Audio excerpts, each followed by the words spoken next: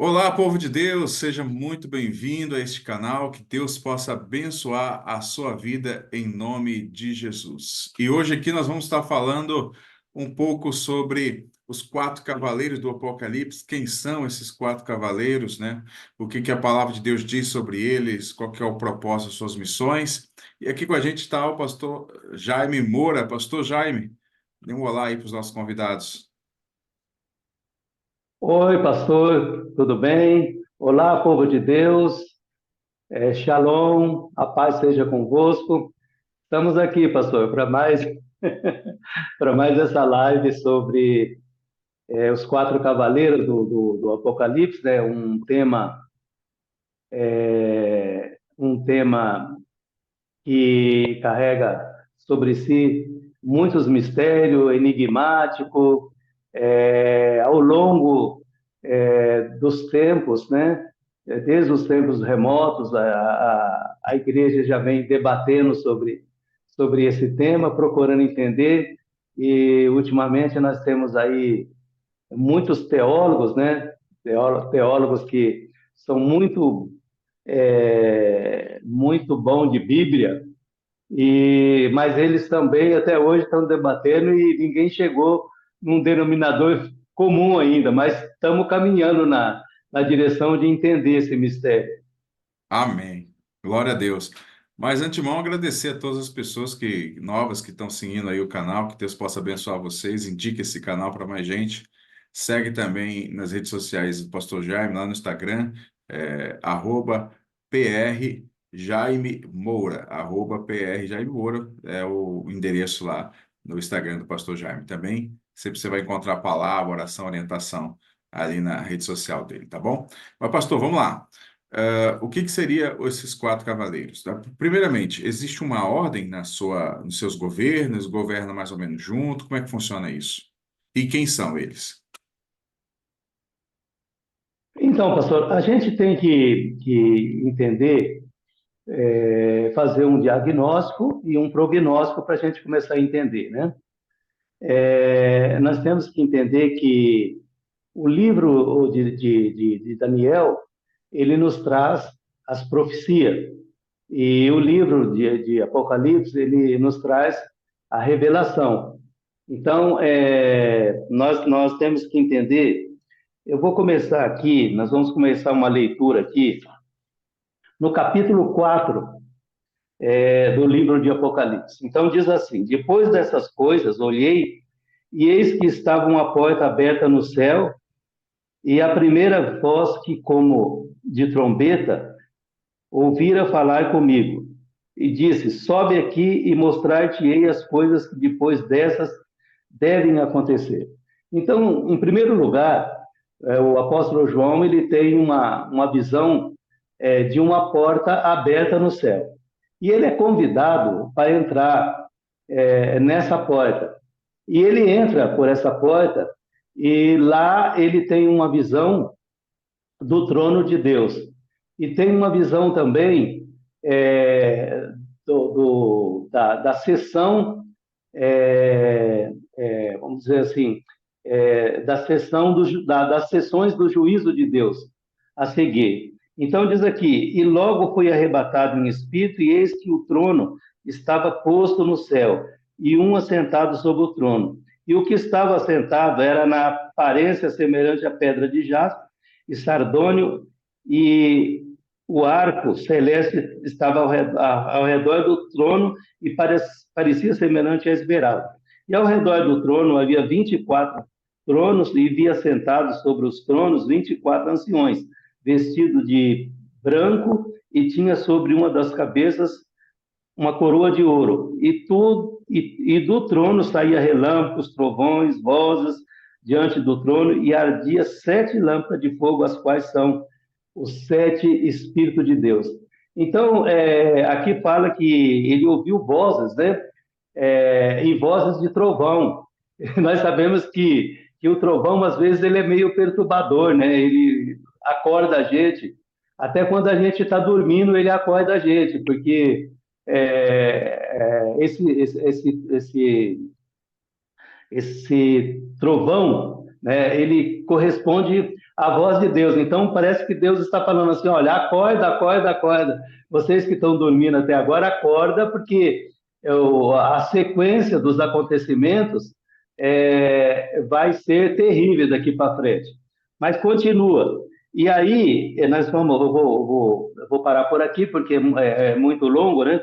Aí nós vamos para o capítulo 5 do livro de Apocalipse. Diz assim: e vi na destra que estava assentado sobre o trono um livro escrito por dentro e por fora, selado. Então, João vê aqui na sequência um livro escrito por dentro e por fora, mas o problema do livro é que ele estava selado.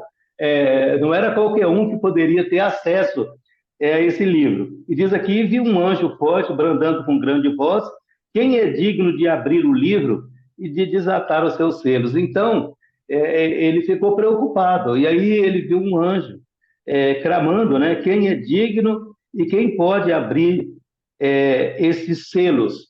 Então, o que nós vamos ter a partir de aqui é a sequência da abertura dos selos.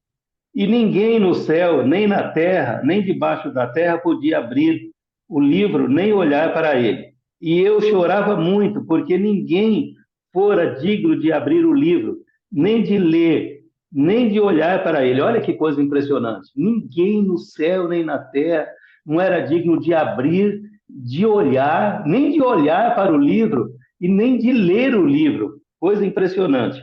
E disse-me um dos anciões: não chores, eis aqui o leão da tribo de Judá, raiz de Davi, que venceu para abrir o livro e desatar os 7 selos.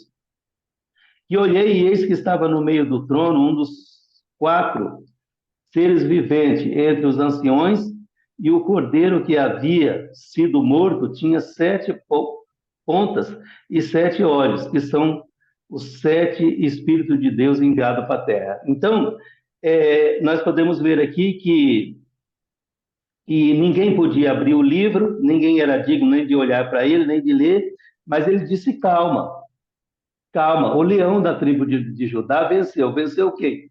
O leão da tribo de Judá, ele venceu Satanás. Então, ele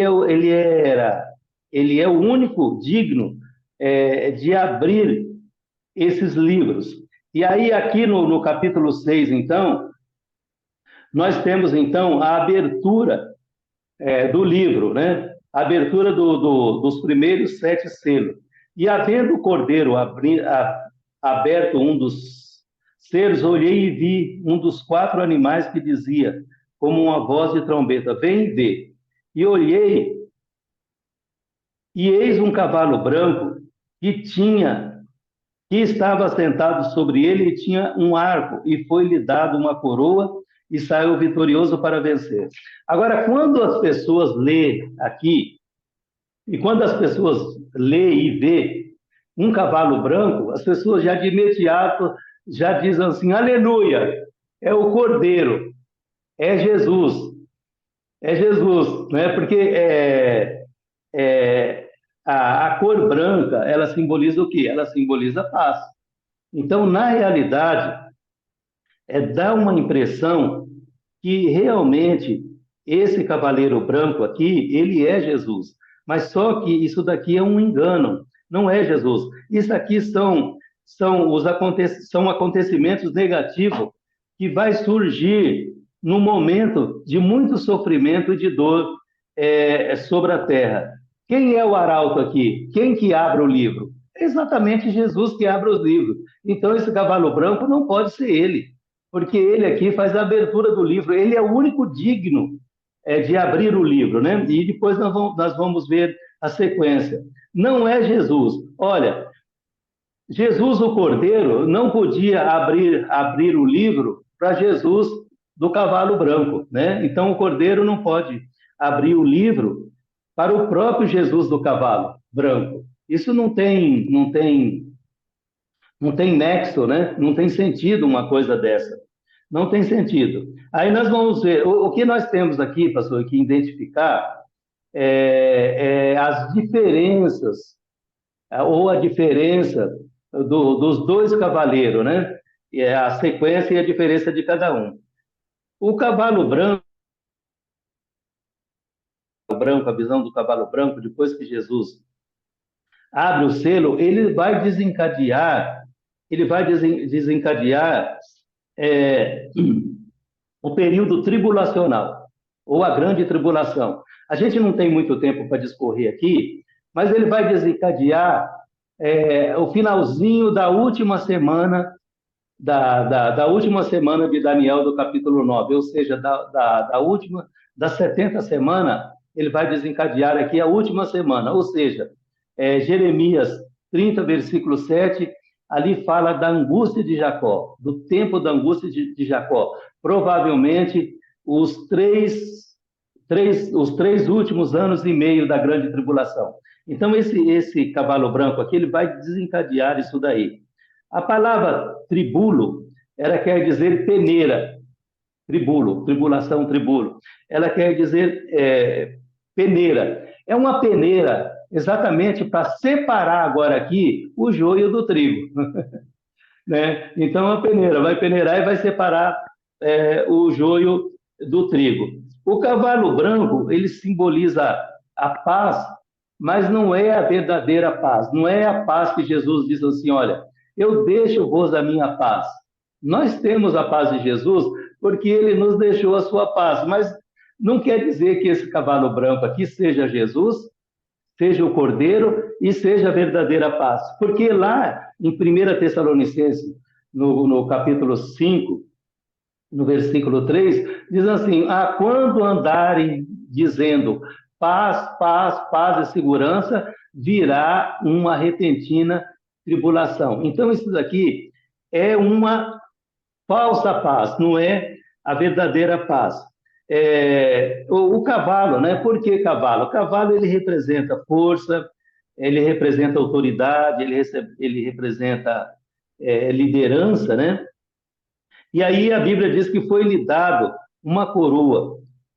Por que ele foi-lhe dado uma coroa? Porque se foi dado é porque ele não tinha. Né? E foi-lhe dado uma coroa, porque ele não tinha coroa. Jesus já tem essa coroa.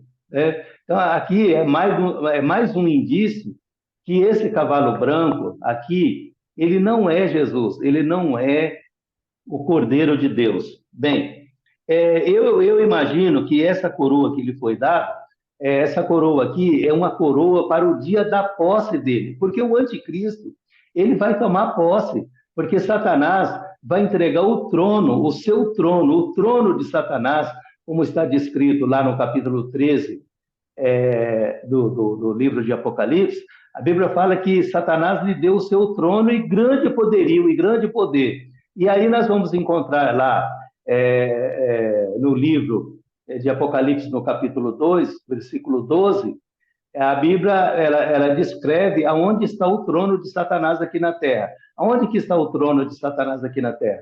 O trono de Satanás aqui na Terra, ele está na igreja de Pérgamo. E a igreja de Pérgamo, ela está localizada geograficamente em Istambul, na Turquia. Então, ali está o quê? Ali está a Meca. Ali está a religião que vai dar sustentação ao anticristo.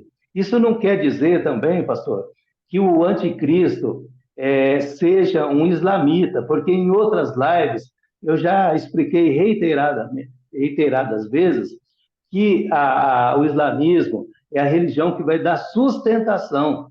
Não quer dizer que o anticristo seja um descendente de Ismael. Por quê? Porque dos lombos de Abraão surgiram 3 religiões monoteístas. E a gente pode ver que, apesar do povo, os descendentes de Ismael, estar equivocado em algumas coisas relacionadas a Deus, eles são monoteístas por essência, né? Então, dos lombos de Abraão surgiu o judaísmo, o islamismo e o cristianismo. E esses 3, eles são todos monoteístas. Nós todos acreditamos em um único Deus.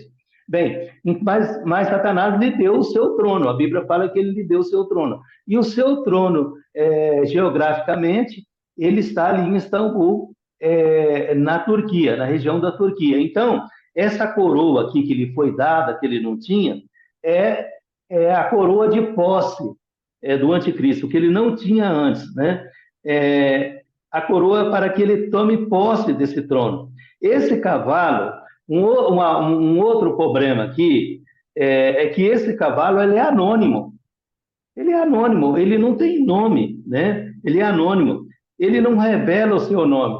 Isso nos remete lá ao Éden, né? Quando a Satanás se corporifica na serpente, eu sempre falo que ali foi a primeira sessão mediúnica na Terra, ele também não revela a sua identidade. Ele não revela, né? De forma nenhuma ele não revela a sua identidade. Ele se corporifica num animal, né? Provavelmente, eu acredito que, pela descrição, esse animal ele era mais ou menos como um galo, só que ele voava, ele tinha 2 pés, ele era ereto, né?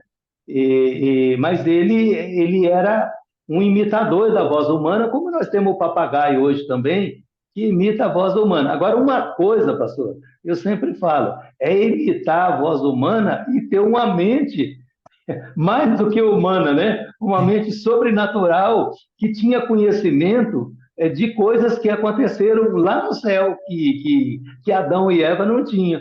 Então, a gente pode ver que ali não era a mente de um animal, né? Ali era a mente de alguém que era muito astuto e que poderia perfeitamente enganar o homem como enganou. Então, esse animal aqui, ele é anônimo, né?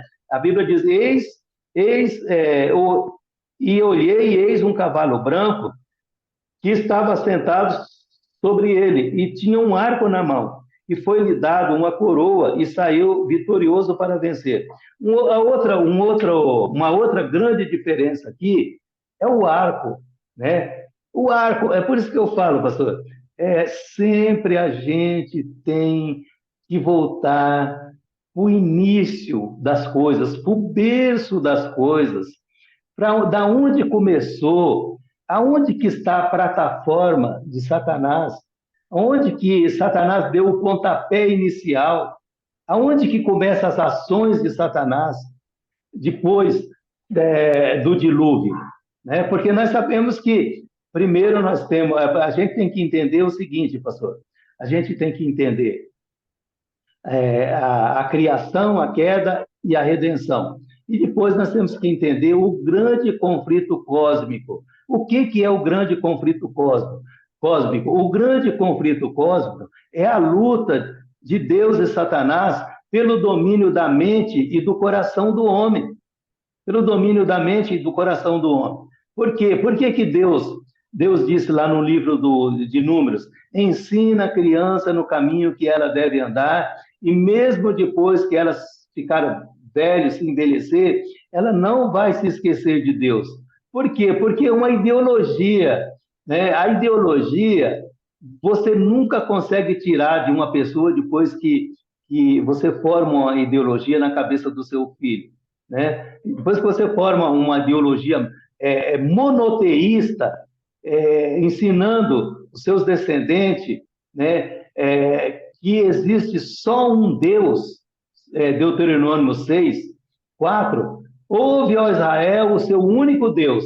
E depois Jesus vai falar lá na frente, que Jesus também, ele é monoteísta por essência, né? Ele repetiu, ele resumiu os 10 mandamentos em 2 grandes mandamentos. E o primeiro é exatamente, ele citou lá, Deuteronômio capítulo 6, versículo 4, ouve Israel, o seu único Deus. Então, nós temos que amar a Deus sobre todas as coisas, sobre todas as coisas, né? E ao nosso próximo como a nós mesmos. Então, veja bem, a ideologia, ela é muito importante, porque, por exemplo, nós vamos pegar aqui, exemplificar aqui, Israel vai lá e mata um líder do Hamas. O líder mais perigoso do Hamas foi morto pelo exército de Israel no dia de ontem. Acabou o Hamas? Não, não acabou. Por quê, pastor? Porque isso é uma ideologia. Uma ideia não se mata. Uma ideia se mata pessoas, mas uma ideia não se mata. Uma ideia você combate com uma ideia melhor. Foi o que Deus fez. Porque Deus amou o mundo de tal maneira que deu o seu Filho, o seu único Filho, para que todo aquele que nele crê não pereça, mas tenha a vida eterna. Essa é a ideia melhor que Deus apresentou, uma ideia com amor. E é por isso que o segundo mandamento manda a gente amar o nosso próximo como a nós mesmos, né? Então, esse cavaleiro aqui, do cavalo branco, ele é anônimo, ele não tem nome, ele se esconde, ele não se revela, né? E nós sabemos que o nosso Deus, ele é transparente, ele é transcendente e ele é emanente também, né? Isso daqui de forma nenhuma, de maneira nenhuma, não poderia ser como não é Jesus, não é o Cordeiro de Deus. Até aí, tudo bem, pastor? Quer fazer mais alguma pergunta? Agora me enchi de curiosidade, de perguntas, na verdade, mas tudo bem. Pastor, esses cavaleiros, eles têm um período que eles vão surgir? Como que surge? Não, sim, ele tem um período. Ele vai surgir no início da grande tribulação. Ele vai surgir. Deixa eu só reformular aqui. O período que eu quis de colocar é tipo assim: entra e sai, igual o período que tem de início e fim do anticristo, eles também têm período e fim, ou então vai entrar o cavaleiro branco e continuar o seu trabalho, entra o preto, continua o seu trabalho, como é que funciona isso? Não, eles têm começo, meio e fim. Primeiro aqui a gente está analisando a entrada do cavalo branco, mas depois tem mais três na sequência. Sim, E cada um deles tem uma tarefa para executar no tempo de vigência deles. É lógico que depois esse período vai findar. Nós vamos falar depois, vamos falar sobre o capítulo 19 lá, e nós vamos falar do verdadeiro cavalo branco. amém. Amém. Esse sim, né? É vitorioso. Esse sim. E o que que o cavalo branco vai trazer e vai fazer? O que que ele vai? Bom, ele vai trazer uma falsa paz. É, a gente já está vendo, pastor, aí, esse conflito no Oriente Médio, lá entre o Hamas, e eu quero dizer aqui que as pessoas que estão ouvindo essa live não se engane. Aquilo ali não vai acabar mais. Aquilo ali é um braseiro que não vai ser apagado pelo homem, somente por Deus. Então, se a gente analisar hoje, por exemplo, o problema geopolítico do mundo. Pastor, o problema geopolítico do mundo tá muito tenso. Até a imprensa já está noticiando aí uma terceira guerra mundial. Então, nós temos guerra da Rússia com a Ucrânia, nós temos um problema tenso ali dos Estados Unidos, da China, da Coreia do Norte, que todos eles estão envolvidos nessa guerra, ou pró ou contra, né? Ou pró ou contra. Nós temos aí, essa semana passada mesmo, teve uma reunião da Comunidade Econômica Europeia, onde o Macron falou que a Europa vai mandar arma para socorrer a Ucrânia, porque eles querem que a Ucrânia entre lá na OTAN, né? Na OTAN. Então, eles vão mandar arma para socorrer a Ucrânia.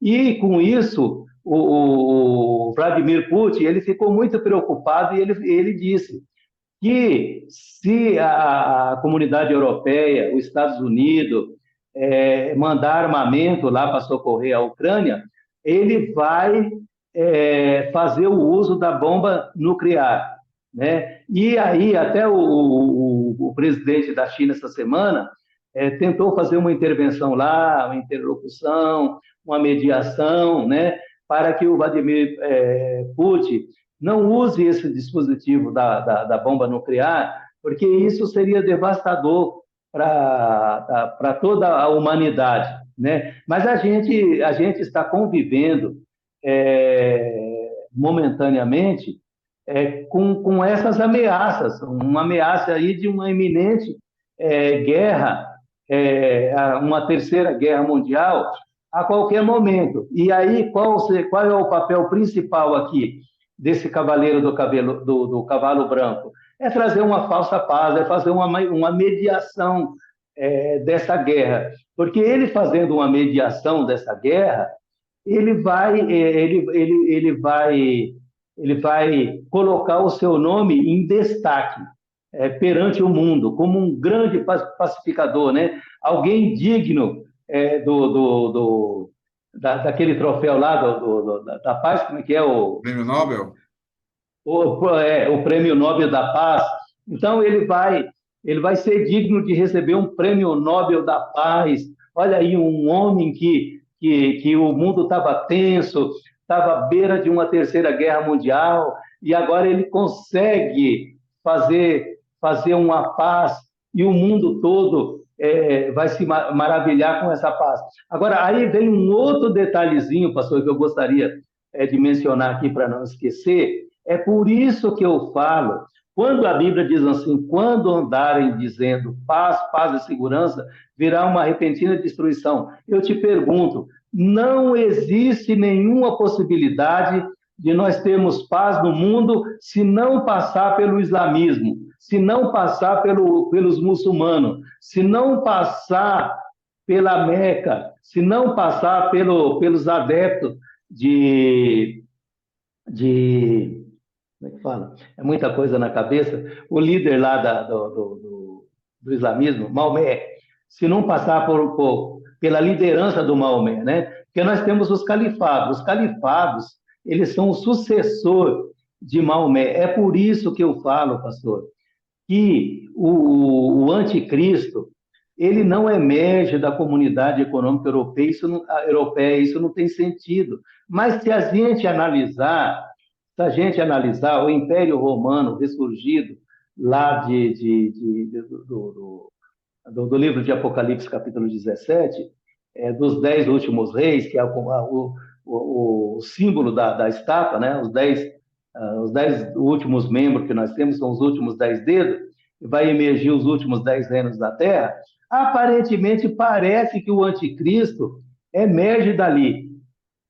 Não parece, não, ele vai emergir mesmo. Nós temos lá no capítulo 7, no versículo 7 do livro de Daniel, ele emergindo lá, né? Como temos boca de homem, olho de homem e uma boca que falava grandiosamente, ele emerge de lá. Só que ele faz guerra contra 3 e ele destrói 3 reinos para ele emergir. Então, mas ele não vem, ele não é um europeu, ele não é um romano, ele não é, essa possibilidade não existe. Ele é um califado, ele vem lá de Naum 11, lá é muito claro, de Nínive virá aquele que maquina mal contra o Senhor, que pensa mal contra o Senhor. Ele vem de Nínive, ele é um descendente de Nimrod.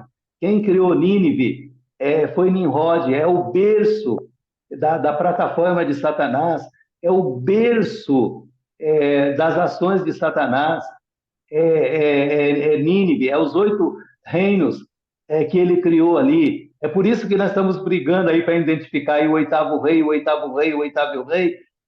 Por quê? Porque foi 8 reinos e agora resta o último rei, que vai ser o oitavo, que aí também dá um estudo para mais de metro, né? Eu precisaria aqui fazer um mestrado em escatologia aqui para me explicar isso, para as pessoas entenderem, mas o anticristo não tem nenhuma possibilidade, ele tem que ser um califado, porque a paz mundial passa pelo islamismo, não tem condição de fazer uma paz deixando o islamismo de lado.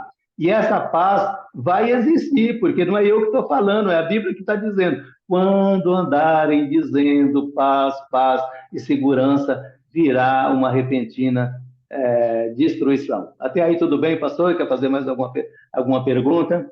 Pastor, nós vamos ter que remarcar mais estudos, porque a gente chegou no nosso tempo e a gente só falou de um, tem mais três ainda para a gente falar. Mas E não temos mais tempo, pastor? não, acho que nós temos, para ser mais exato, 5 minutinhos.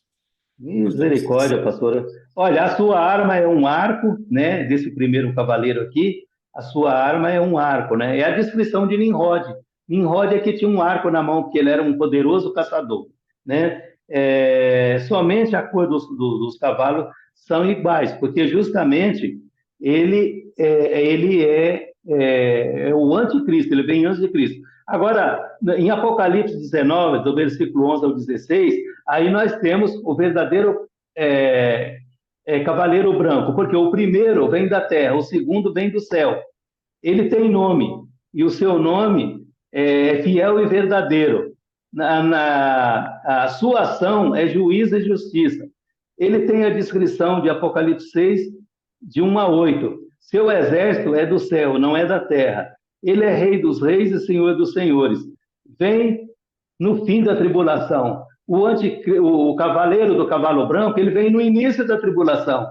Ele vem para dar um pontapé na tribulação. E o cavaleiro do capítulo 19, que é Jesus, esse sim, esse é o Messias. Ele vem no final da tribulação para quê? Para julgar, para trazer justiça na terra. Né? A verdadeira justiça vem dele. Infelizmente, o nosso tempo é pouco, né? Eu precisaria de mais, no mínimo, 1 hora aqui para nós O tempo, chegarmos pelo menos num denominador comum. o tempo voa demais, mas é porque assim é bom. Quando passa o tempo passa rápido, a gente nem percebe, é porque o assunto tá bom, o negócio tá ficando Então, muito bom. pastor, vamos falar da pauta de Deus agora, né? A gente tem que entender a pauta de Deus, Atos 1, capítulo 7, né? Os discípulos perguntaram quanto tempo duraria para que Deus pudesse devolver o reino a Israel. O reino de sacerdócio, evidentemente.